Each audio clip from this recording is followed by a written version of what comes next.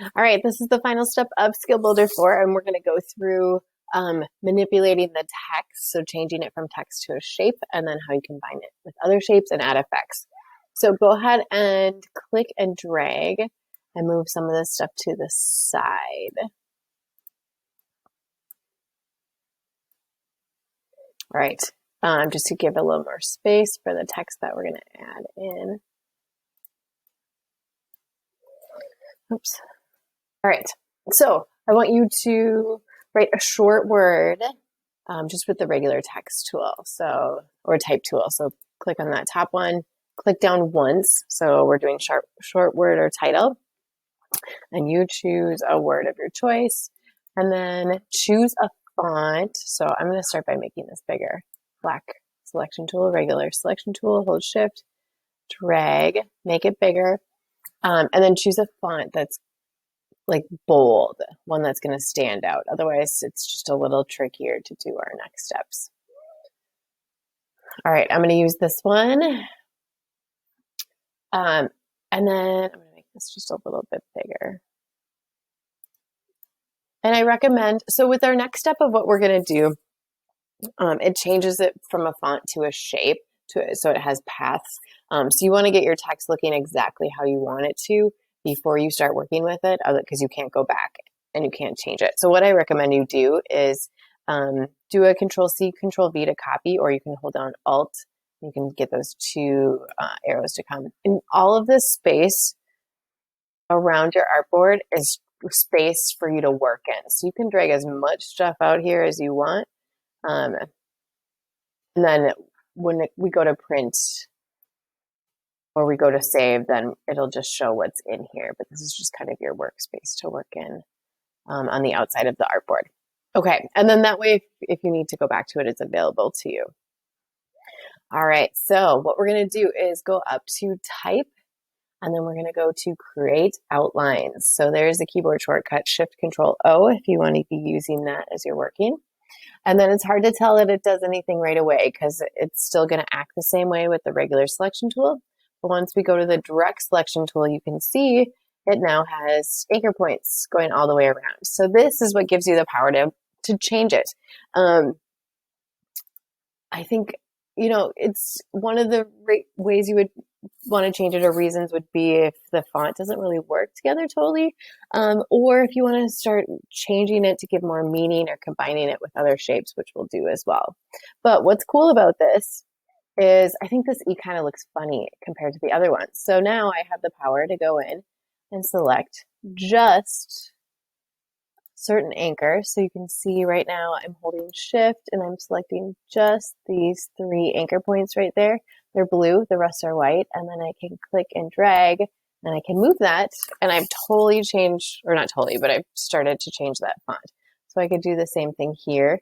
Curves are a little bit trickier for manipulating because it kind of messes up the flow of the curve, but like you can see it doesn't move quite as well anymore. But I could also add something in there, or could leave it like that. So that's one perk of that. And then you can you could add a stroke to this, even if it wasn't an outline or a shape, a path, but now it's super easy to go in, and you can start to add different things. Like we can add a stroke. Let's see.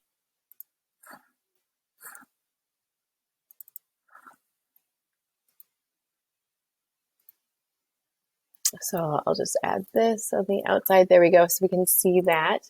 And then I'm going to use the regular selection tool.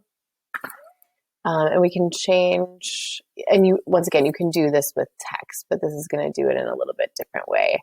And then you can start to manipulate it as well. And when you do have some options with the appearance of it.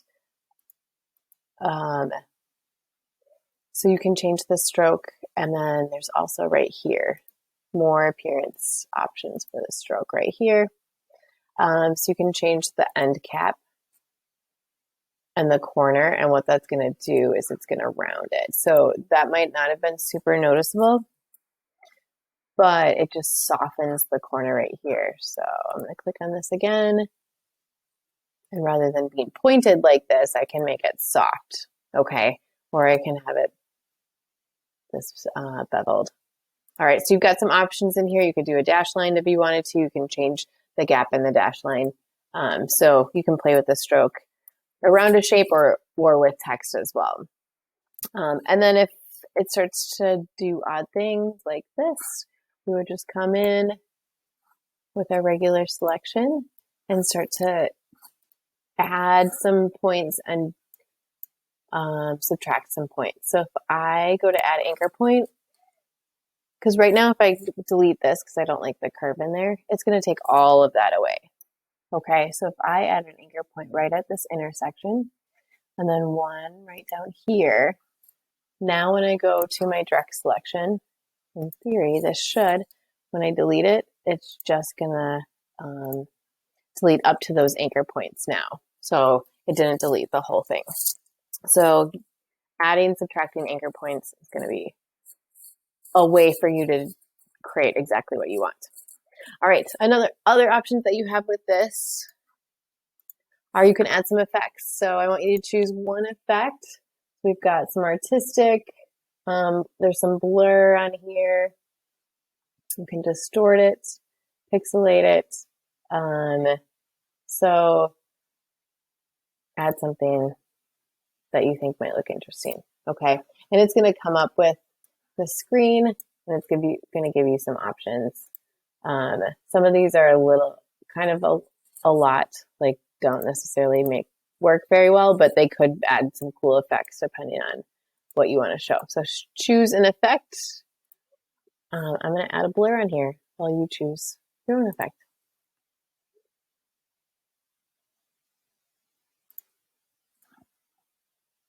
And you can customize all of the effects as you do them. Whoa, that's making me dizzy. That's too much.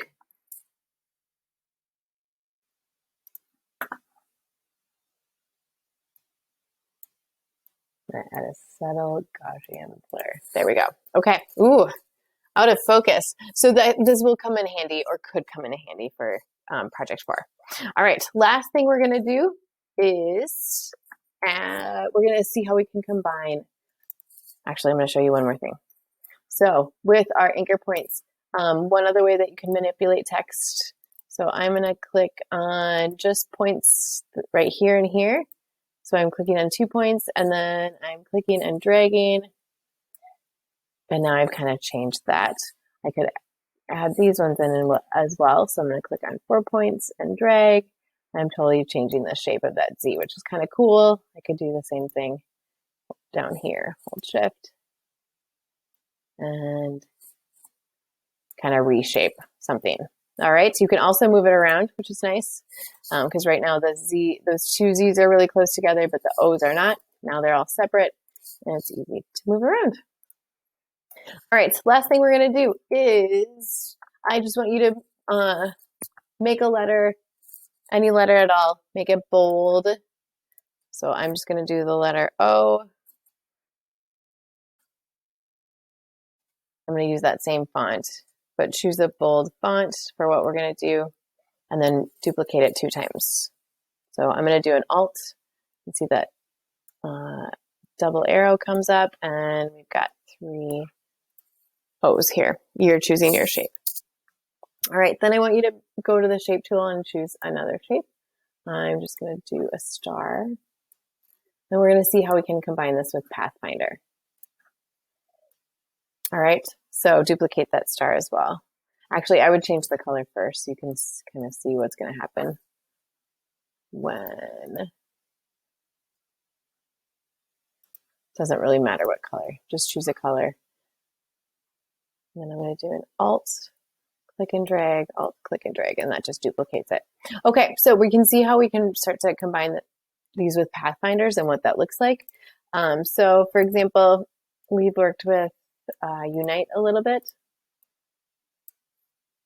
Just gonna move this back in place. Okay. All right, so if we go to our Pathfinder and we do Unite, all of a sudden it's going to take those 2 paths. Hopefully it will. Let's try this again. and it's going to create one path, or it's supposed to. I don't know why it's not.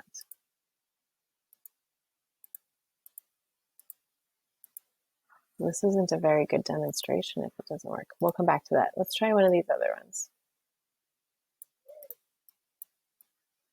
Okay, I'm going to try this one. We'll do exclude. Okay, so for some reason it's not working, but when you do yours, it should. Oh, sorry. Okay, here's why.